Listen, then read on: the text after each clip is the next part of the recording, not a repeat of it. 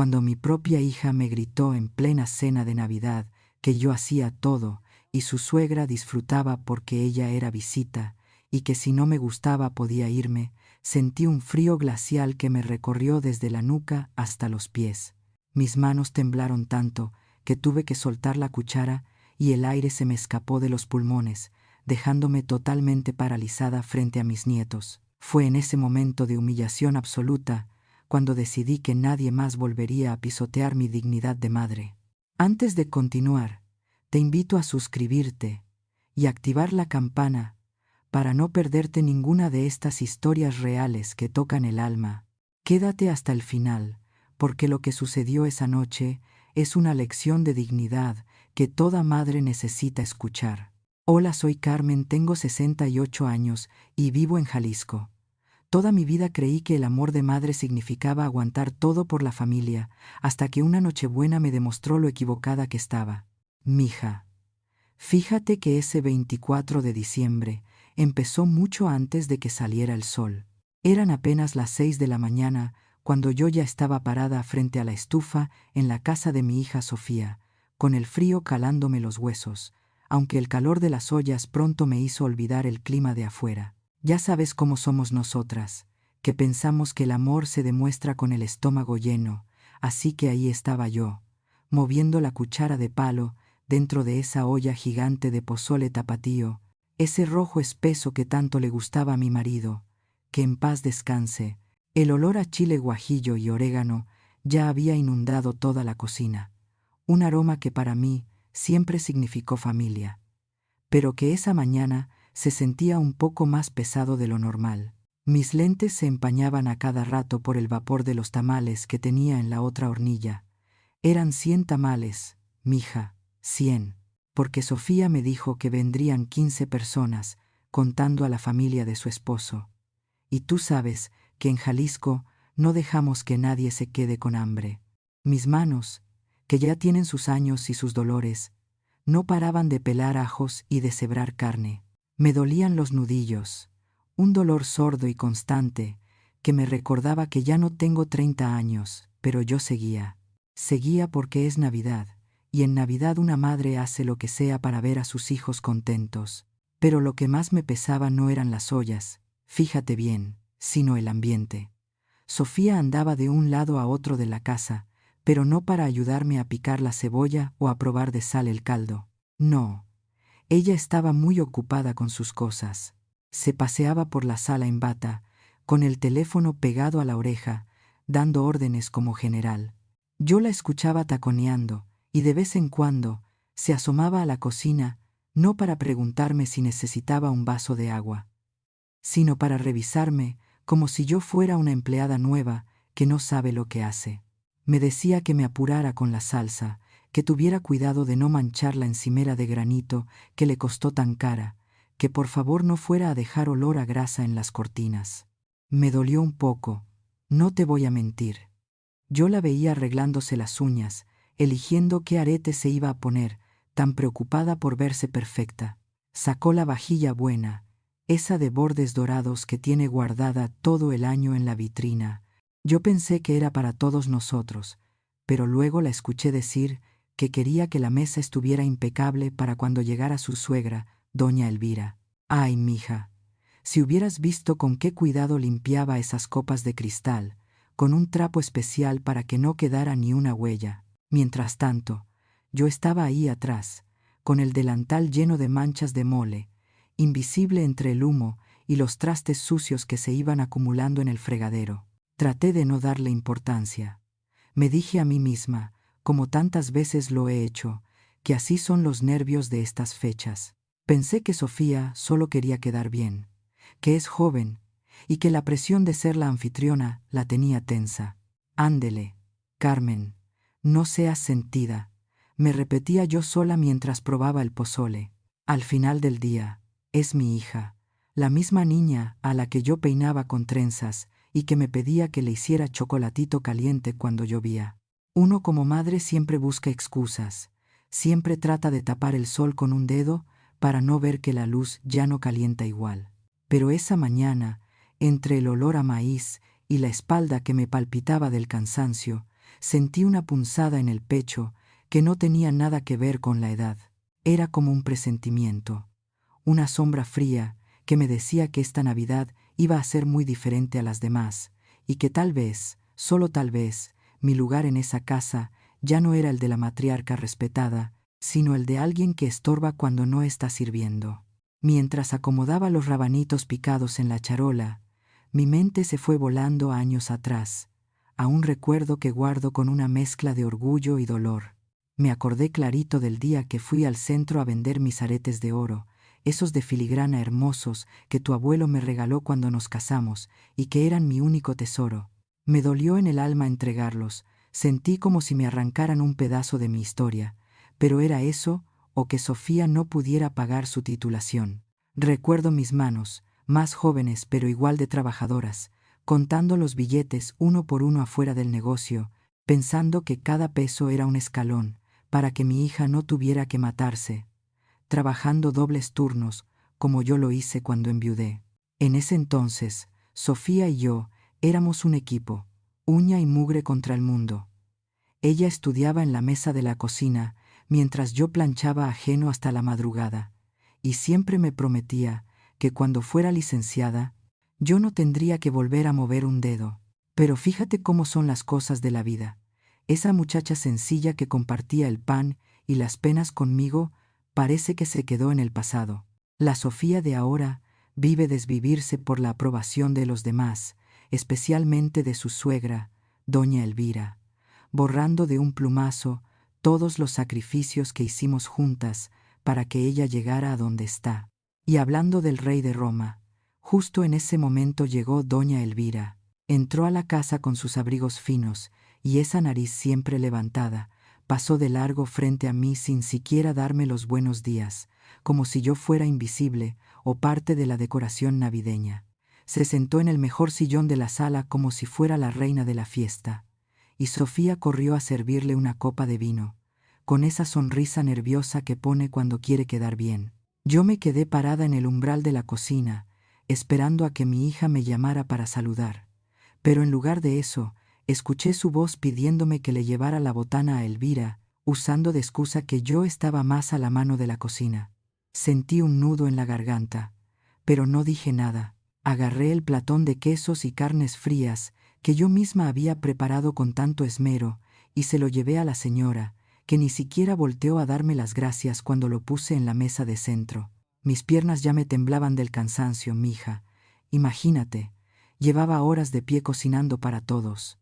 Así que, cuando regresé hacia el comedor, vi una silla vacía y pensé en sentarme solo un momentito para agarrar aire y sobarme las rodillas. Pero apenas hice el intento de jalar la silla, Sofía se me apareció por un lado. Se acercó a mi oído y con una voz bajita pero que cortaba como cuchillo, me murmuró que ahorita no, que por favor no me sentara, porque se veía muy mal que yo estuviera descansando cuando había invitados importantes en la casa. Me quedé helada, con la mano puesta en el respaldo de la silla, sintiendo cómo esas palabras me dolían más que el cansancio de 1000 noches en vela. Por fin servimos la cena, mija, y ver esa mesa llena de comida que yo había preparado con tanto amor me dio un momentito de satisfacción, aunque fuera chiquito. El pozole humeaba en los platos de porcelana y todos comían con gusto, hasta doña Elvira, que aunque no dijo ni pío para agradecer, bien que se acabó todo lo que le serví. Yo, después de estar parada más de 12 horas seguidas, sentí que las piernas ya no me respondían. Así que arrastré una silla y me dejé caer, soltando un suspiro largo y pesado que me salió del alma sin querer. Me llevé la mano a la cintura y comenté al aire, bajito, que la espalda me estaba matando, pensando que alguien, quizás mi propia hija, me diría algo amable o me ofrecería una pastilla para el dolor. Pero qué equivocada estaba. Apenas terminé la frase, vi cómo a Sofía se le transformaba la cara. No fue preocupación lo que vi en sus ojos, fue pura rabia. Ahí mismo, delante de su marido, de mis nietos y de la intocable de su suegra, Sofía explotó contra mí.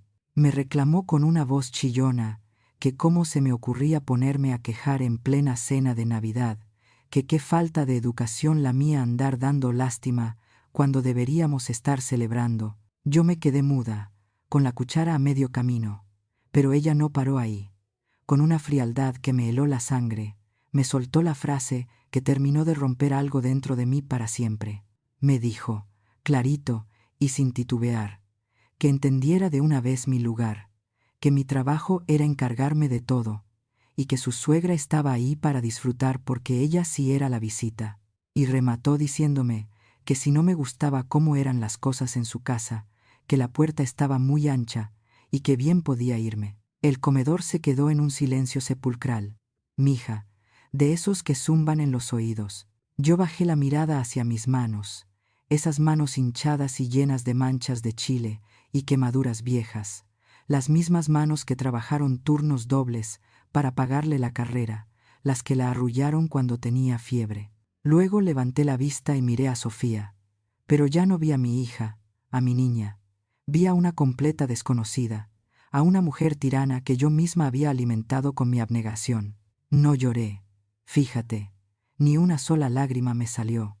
Lo que sentí fue un frío seco en el pecho, pero al mismo tiempo una claridad mental absoluta, como si de repente se hubieran prendido todas las luces. Con una calma que yo misma desconocía, me levanté despacito de la silla, me desaté el nudo del delantal que llevaba puesto todo el día, y lo dejé caer suavemente sobre el asiento, como quien deja caer una piel vieja que ya no le sirve.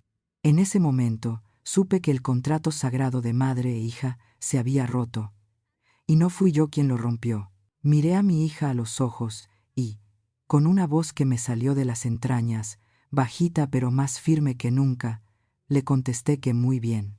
Le dije que me iría en ese mismo instante, pero que le quedara bien claro que, desde ese momento en adelante, ella tendría que encargarse de absolutamente todo por su cuenta. No esperé a que me contestara, ni me detuve a ver la cara de susto que seguramente pusieron ella y la estirada de su suegra. Agarré mi bolsa, que estaba en la entrada, y salí a la calle sin voltear atrás. Era Nochebuena, mija, y hacía un frío que calaba los huesos, pero yo sentía un calor por dentro, tal vez del coraje, o tal vez de la liberación. Paré el primer taxi que vi pasar y me subí sola, dejando atrás la cena, los regalos y esa casa donde ya no me sentía bienvenida, sino utilizada. Le pedí al taxista que me llevara con mi comadre Licha, porque sabía que llegar a mi casa vacía iba a ser muy duro en una noche tan familiar. Pasaron los días y, como era de esperarse, mi teléfono no dejaba de sonar. Era Sofía. Al principio no le contesté. Dejé que el aparato sonara y sonara mientras yo tomaba café con canela en la cocina de Licha. Luego empezaron a llegar los mensajes, y fíjate que no eran para pedir perdón. Sofía estaba desesperada. Me escribía que la casa era un desastre total, que los niños no paraban de llorar preguntando por su abuela, y que, para colmo, su suegra doña Elvira no movía ni un dedo para ayudarla, que solo estaba ahí sentada, esperando que la atendieran como reina. Yo leía aquello, y sentía una mezcla de pena y satisfacción, pero me mantuve fuerte, mordiéndome los labios para no correr a rescatarla, como siempre lo había hecho. Mi comadre Licha, que es una santa pero tiene la lengua muy afilada, me recibió esa noche con los brazos abiertos y, mientras me servía un ponche, me dijo lo que yo necesitaba escuchar.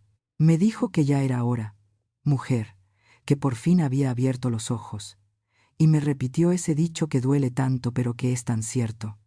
Cría cuervos y te sacarán los ojos.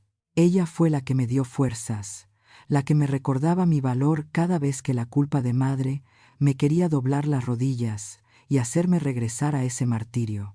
El punto de quiebre llegó unos días después, cuando Sofía se presentó en mi propia casa. No creas que llegó humilde.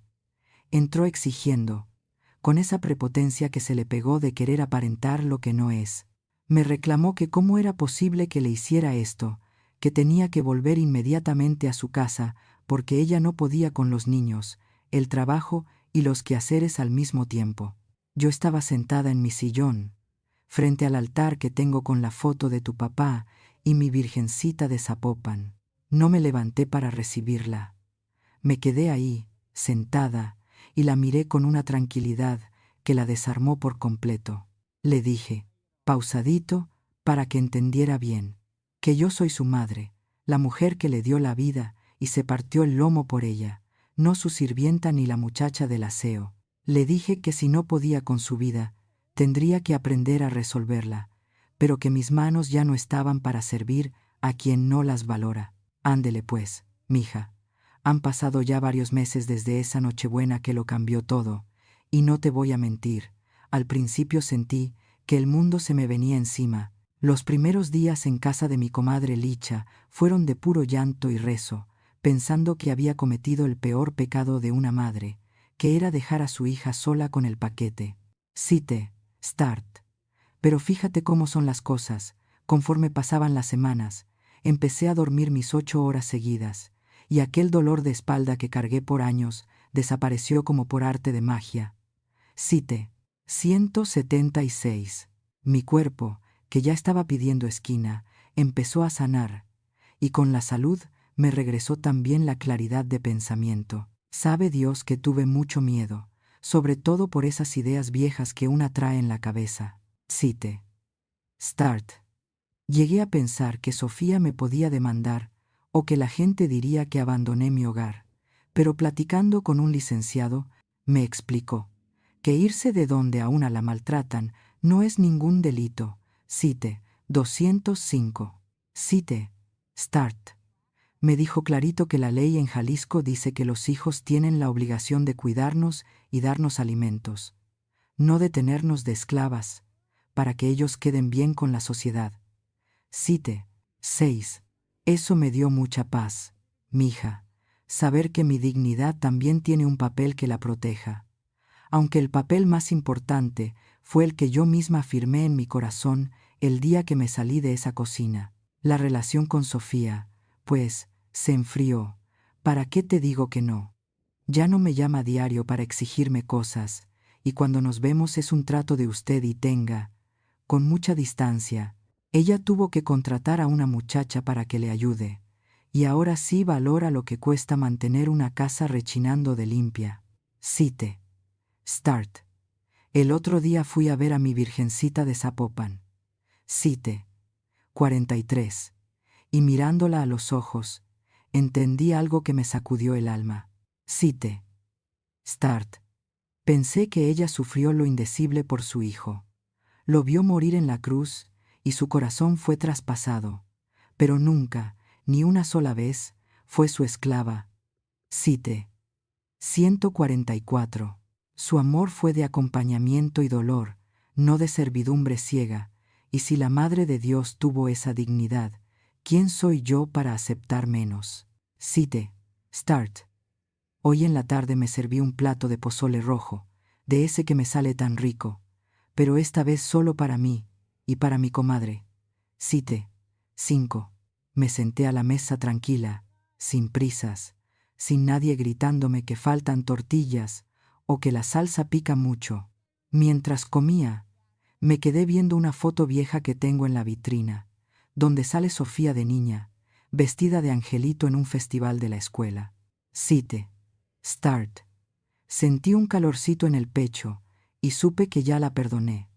De verdad la perdoné, pero entendí que perdonar no significa volver a poner el cuello para que lo pisen. Cite. 58. El amor de madre es infinito, mija, pero también debe ser sabio, y poner límites firmes es la lección más grande de amor propio que le pude dejar a mi hija, aunque ahorita ella no lo entienda. Han pasado 6 meses desde esa Nochebuena, y mi vida cambió para bien. Sofía tuvo que contratar ayuda doméstica, y aunque nuestro trato ahora es distante y de usted, por fin aprendió a respetar mi tiempo. Yo sigo tranquila, disfrutando de mi pozole sin prisas y durmiendo mis 8 horas junto a mi comadre Licha, feliz de haber recuperado mi dignidad. El amor de madre debe ser incondicional, pero nunca esclavo de la falta de respeto. Mi consejo es que no esperes a una crisis para poner límites. Recuerda que irte de donde te maltratan no es abandono, es un acto de justicia hacia ti misma. Y tú, mija, sigues sirviendo a quienes no te valoran ¿O ya te diste tu lugar en la mesa? Te leo en los comentarios. Carmen. 68 años.